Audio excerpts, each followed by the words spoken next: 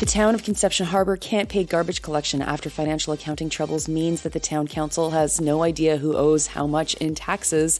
More than 24 workers are fighting to get back wages they're owed after their food processing company goes bankrupt. The video of the murder of William Amo at the hands of correctional officers has been released publicly.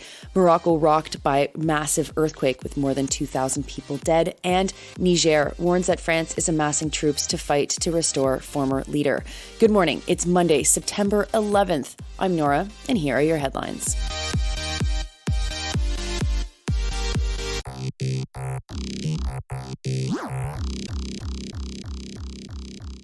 First up, the town of Conception Harbor in Newfoundland and Labrador is in a financial crisis due to hundreds of thousands of dollars in taxes and municipal grants that have yet to be paid, reports CBC News' Elizabeth Whitten. The lack of funds is impacting town services like garbage pickup. They will also be dimming the streetlights by half, at least, to save some money. But the town council doesn't actually know who owes taxes or how much they owe, said Mayor Craig Williams.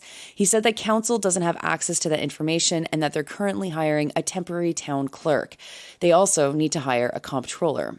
Williams refused to do an interview with CBC, though stated many of the things quoted in the article in a note on Facebook.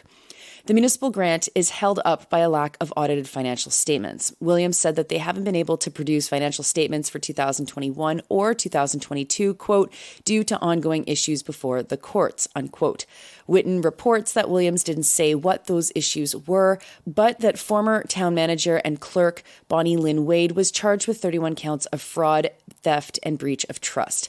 She had used a town credit card 10 times, spending $3,600, which isn't really that much money when it comes to actually like theft charges. So I wonder what the rest of those 31 charges are against her.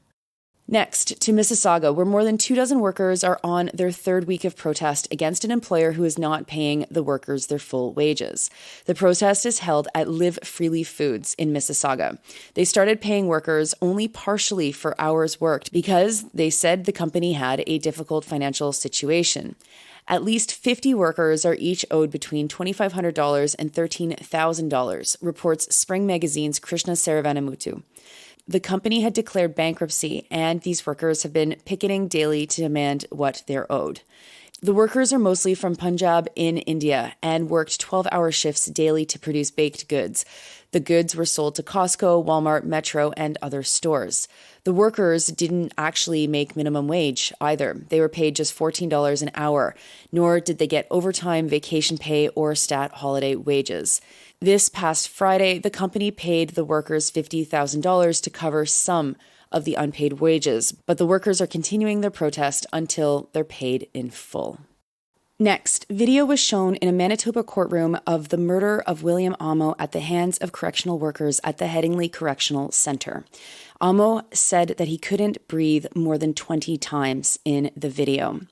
It was shot more than 2 years ago and is evidence in the trial of correctional officer Robert Jeffrey Morden, who has been charged in Amo's death. He has pled not guilty to criminal negligence causing death and failing to provide the necessaries of life. Amo's family requested that the video be released publicly. Amo was Anishinaabe from Saugeen First Nation. The incident on camera started with Amo telling Michel Jolicoeur, the crisis negotiator, that he was upset over hearing racist comments earlier that day. Amo had a mop handle that he was swinging around while guards threw stun grenades and chemical weapons at him. He's then taken to the ground by 7 officers who restrain him.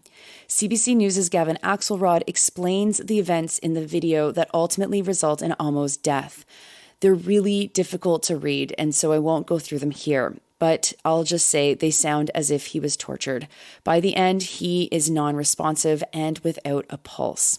The trial is on pause until September 25th, when Morden's lawyer will likely call witnesses. Next to Morocco, where more than 2,000 people have been killed in an earthquake. It's the strongest quake to hit Morocco in more than 100 years, though an earthquake in 1960 killed more than 12,000 people. More than 1,000 people died in the province of El Haouz, and thousands of people have been injured. The epicenter was about 72 kilometers southwest of Marrakech. The quake has impacted more than 300,000 people, and many historic sites have been damaged and destroyed. The damage was worse closer to the Atlas Mountains, and some towns have been completely destroyed.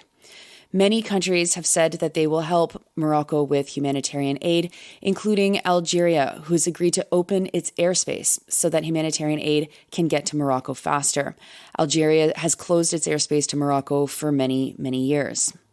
And finally, to Niger, where military leaders have accused France of organizing for a military intervention. French President Emmanuel Macron has said that he would take action at the request of the former Nigerian President Mohamed Bazoum. The coup's leadership spokesperson Amadou Abdrahman said that France is also considering a collaboration with the group, the Economic Community of West African States, also known as ECOWAS. That bloc has promised military action if the military leadership doesn't give power back to Bazoum. The junta leadership has claimed that France is amassing military aircraft and armored vehicles in Côte d'Ivoire, Senegal, and Benin. The Associated Press couldn't verify this claim. There are just under 1,500 French troops in Niger. They have been working with Nigerian forces to fight against Islamic rebels. But since the coup, all French activities have been suspended, reports the Associated Press. Those are your headlines for Monday, September 11th. I'm Nora. Yes, I survived the Conservative Convention. I have 2 more articles to write about all of that, so make sure you do check those out, either at the Maple or I'll do a whole rundown at Substack when it's all finished. It was a pretty difficult thing to cover, having been banned and refused access and having to figure out how to do it from outside the facility. And of course, you'll know the big stories are the policy motions that were passed, some pretty regressive and hateful stuff in there. I don't know, folks. I think on the questions of the transphobia within that party, what's pretty clear to me is that we've got to do a lot of work talking to especially older folks, especially older women in our families about these issues. There's a lot of ignorance underlying a lot of this hatred. You're listening to this podcast at sandyandnora.com, on the Real News Network podcast feed, or wherever you get your podcasts. I hope you have a really good day, and I will talk to you tomorrow.